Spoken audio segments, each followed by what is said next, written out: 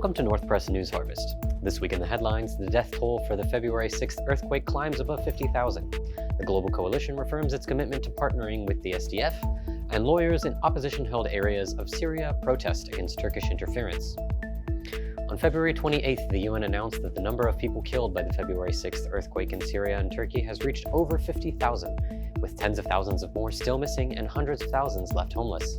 The UN Office for the Coordination of Humanitarian Affairs added that 6,000 people have died in Syria, leaving an area already devastated by over a decade of war vulnerable to a complete humanitarian disaster.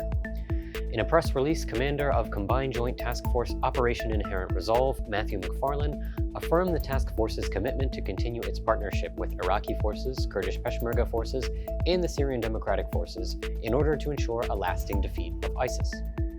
Deputy Assistant Secretary of Defense Dana Stroll added that continued Turkish military operations in northern Syria would detract from anti-ISIS operations.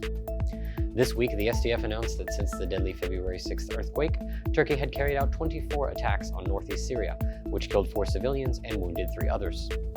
On February 28th, the Free Lawyers of the Aleppo Region Assembly, which is affiliated with the Syrian opposition, protested in front of the Justice Office in the city of Al-Rai, condemning Turkish interference in judicial matters.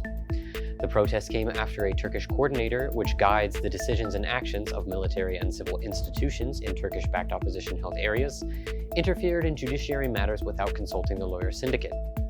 The protesters demanded that Turkish coordinators in the region restrict themselves to interfering only in security matters and not in legal provisions. U.S. Central Command CENTCOM announced that in February, 48 anti-ISIS operations in Syria and Iraq resulted in the killing of 22 ISIS operatives, 5 in Syria, and the arrest of 25 others, 11 of which were in Syria. 15 of these operations took place in Syria, 2 of which were unilaterally conducted by U.S. forces, and 15 of which were carried out with the SDF. Despite an intensive security presence of Syrian government forces, the governorate of Daraa in Syria's south continues to witness chaos. This week, 5 murders were recorded in the city of Daraa and its countryside. On February 26th, 2 civilians who reportedly had no military or political affiliations were killed by unknown individuals. On March 1st, the leader of a group affiliated with the government's military security arm was shot to death in Daraa's northern countryside.